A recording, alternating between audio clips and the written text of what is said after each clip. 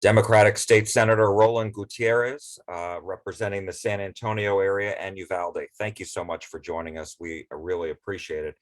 It seems as if every day we are finding out new information about what happened in Uvalde, in Robb Elementary School that day.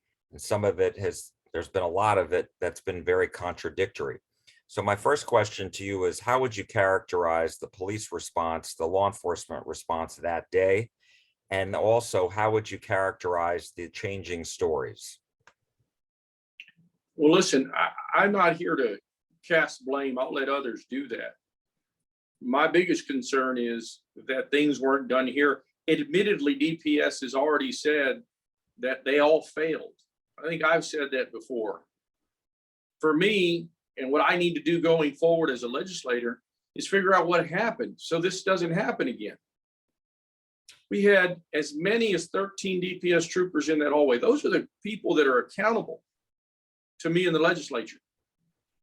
We spent $4 billion along the border in this region. And our police, our state police, were the superior force on the ground. And yet they stood down. I'm not saying this to cast blame on them. I'm trying to figure out what went wrong so that we can get an assurance that this isn't going to happen again. And so that we can figure out what we need to do going forward. I also found out that there was no joint training operations in this region. When you plus up 1,600 troops along the border, DPS troops, and you don't even think once to do joint training operations with local law enforcement, that is a failure. When you have no communications on the ground, when you show up there for 45 minutes, you're waiting outside of a classroom and people aren't communicating with each other in an effective way, that is a failure. When the head of your agency starts pointing the fingers at other people, at teachers, at the local cop, and saying it's their fault, that is a failure. DPS clearly failed. Law enforcement as a whole failed. And yet, I understand when that happens, but they refuse to acknowledge it, and they refuse to be truthful with the public, and they refuse to be truthful with the people of Uvalde and the people of Texas, and that is wrong.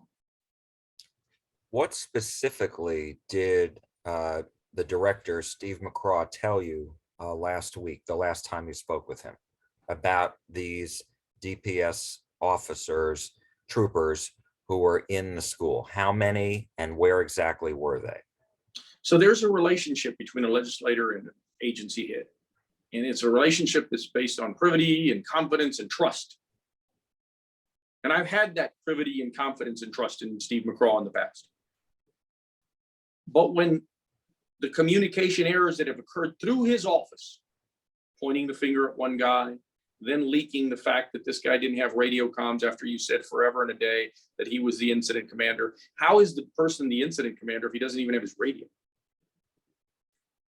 Suggesting that this was the teacher for 5 days, letting this poor woman believe that she left the door open. They have the videos, they're right there. They have all the evidence. They have hundreds of detectives or, looking at what happened here. All of the information, misinformation that we've been led to believe. We've had these communications, and on June 2nd, those communications with Steve McCraw and I, they stopped because a DA supposedly ordered a criminal investigation. I'm trying to figure out for myself who the DA thinks she's going to indict. The perpetrator is dead. Is she going to indict all of the cops for some kind of malfeasance? I doubt it. And so why can't legislators know the situational position on the ground of each law enforcement unit? Why can't I know how many specific officers were there? He acknowledged to me in my last phone conversation that there were as many as 13 in and out of that hallway. And that's what I have suggested to the media over and over again. And as many as 13 troopers, and that there was 3 ballistic shields, and that we had enough ammunition, firepower, and manpower to breach that room. so let me ask you, because the DPS is saying More than a dozen DPS personnel were on campus assisting with the evacuation during the course of the incident and at times entered, exited the hallway outside the classroom. To characterize DPS officers as massed in the hallway while waiting more than an hour to enter the classrooms is wrong. So that's from Texas DPS. What do you say to that, and how does that compare with what the director told you? Well, their first statement, let's be clear, and I apologize for not looking at the camera. Their first statement this morning is that this is absolutely false. At Roland for Texas is playing a game of telephone with the Express News during an active investigation. Sad. This is their own spokesperson, the guy named Travis Constantine or something like that. You know, when you have, again, public, an entity of law enforcement suggesting that I'm not being truthful, and then later admitting that there was 12 officers in that hallway. He told me 13, I assure you. And so perhaps he was wrong. But here's the biggest thing. They have the videos, they have the GPS data, they have all the information. They have enough technology to know where each and every one of our officers were. We spent $4 billion in a trumped up border security plan of the governor's. And when it came to needing those officers to do another facet of law enforcement, they failed. Admittedly, they failed. And now they want to cover it up. Then they want to put it on me and say that I'm lying. And now they've been forced to tell you, well, it was really 12. Well, their boss told me 13. So I think that we're arguing over a minor distinction here. And what did, in your mind, you're saying that they should have gone in, even though the incident commander, the Uvalde ISD police chief, Pete Arredondo, I guess didn't want to do that at that point. So I don't know Pete Arredondo, number one. I think I saw him in a briefing for about 10 minutes, never even spoke to him. You're buying off on a DPS narrative that says he was the incident commander. DPS themselves told us a week into this thing that he didn't have his radios, and they leaked that to the New York Times. They didn't tell us, they leaked it. They also tried to leak it through me. But a DPS official told it to a New York Times reporter. How in the world does a man without a radio, without the communication device, wrongly or rightly, if he left it behind like he suggests, negligently in my opinion, how is he the incident commander? Who did he communicate to that he's the incident commander? Did he raise his hand? Did he wear a red shirt that says incident commander? I think what happened here is that a bunch of cops were in a hallway, a bunch of cops were outside, and a bunch of cops froze up. And I'm sorry, I respect law enforcement.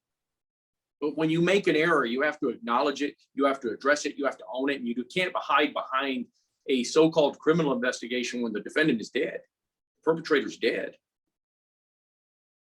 I think it's irresponsible of that district attorney to even contemplate keeping this information from policyholders that need to know so that we can assure that this doesn't happen, so that law enforcement acts right into the future, so that DPS, which is the superior force in rural communities, can change their policies going forward. And every one of those officers, DPS or otherwise, didn't follow active shooter protocols, except for the federal government. They waited for a little bit, and they said, finally, they said, the hell with it, we're going in. And as far as, because you've said a lot of information there, as far as the DA's criminal investigation, has she told you specifically that there is a criminal investigation? That was told specifically to me in a text message by Steve McCraw. And did he elaborate more on that as far as who is the target of this criminal investigation? He did not elaborate at all. He simply said that he was ordered to stop giving me information or any more press briefings, that she was taking over the investigation. Have you had a chance to reach out to the DA? Not tried to reach out. She hasn't been very forthright. She's run away from media. She can simply give everybody a statement. And I believe this weekend she put out a letter in the local Uvalde newspaper saying the criminal investigation was going to take the next 6 months. Let's be real clear. If she's got a criminal investigation against some co-defendants, let's say, against the gun shop owner or whomever she wants to say committed a crime. That isn't what I'm asking for. I am asking for which officers were in that hallway, how long were they there, why didn't they act, how did they fail to act, what communication errors were there. That's what I am asking for. That is my purview as a legislator, not hers. She wants to go off and protect Greg Abbott and protect DPS, that's on her. But the realities on the ground are quite simple. Legislators, the people of Texas, the people of Uvalde deserve to know the answers as to why law enforcement in this instant froze. And I get it. 45 minutes to those cops was probably went by like 4.5 minutes. But to those families outside, it was probably 45 hours. Could she also be is there a scenario in your mind where she could also be protecting local officers? You know, perhaps. And I don't care. I'm not pointing the fingers. I'm pointing the fingers at all law enforcement. How much and I respect law enforcement, but when you mess up, my God, you need to tell the truth. And you just need to pull off the Band-Aid. And that hasn't happened here.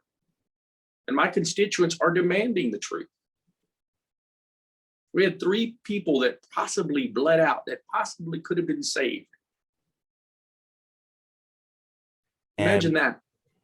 Let me ask you, as far as the video, what video are these videos from inside Robb Elementary School, inside the hallways, that would show us exactly what the police response is and what they were saying?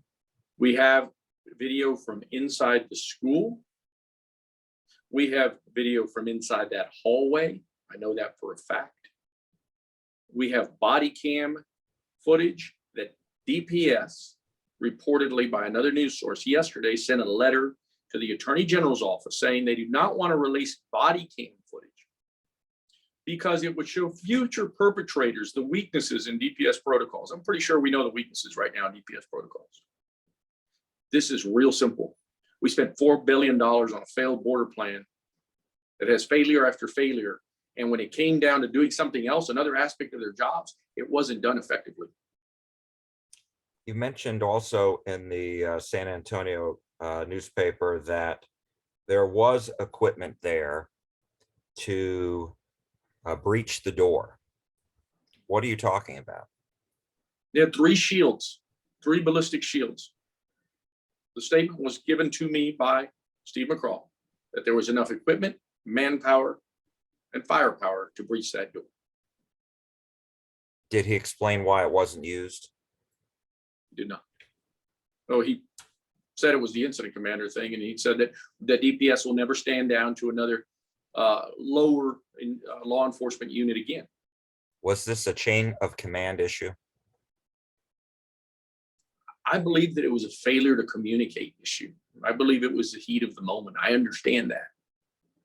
But maybe law enforcement should just own up to it and say it and pull this Band-Aid off so we can all move on with our lives, so that these families can move on with our lives. Do you have any confidence in any of the investigations that are being done? I mean, as you know, the Texas House has a investigative committee looking at this. They'll be in Uvalde on Thursday and Friday. The DA is doing the investigation. The state, Texas DPS and the Rangers are helping. The feds are doing an investigation.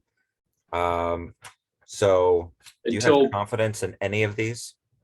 Until Greg Abbott puts us into a special session, all these investigations and all these so-called special committees are meaningless. What are we gonna do? Recommendations in January when we go back? Massacre after massacre. He's refused to call a special session. The time to get us back there to have common sense gun solutions is now. The time to appropriate real meaningful dollars for school hardening is now. The time to be able to do things that are responsible in the space of gun sense is now. To change the age limit from 18 to 21, it's now. Every Republican, 80% of Republican voters say we should change their age from 18 to 21 on buying a long rifle. Those are Republican voters. We don't need more roundtables or recommendations or special committees. We need action. Democratic State Senator Roland Gutierrez, thank you so much for joining us. We really do appreciate your time today. Thank you, sir.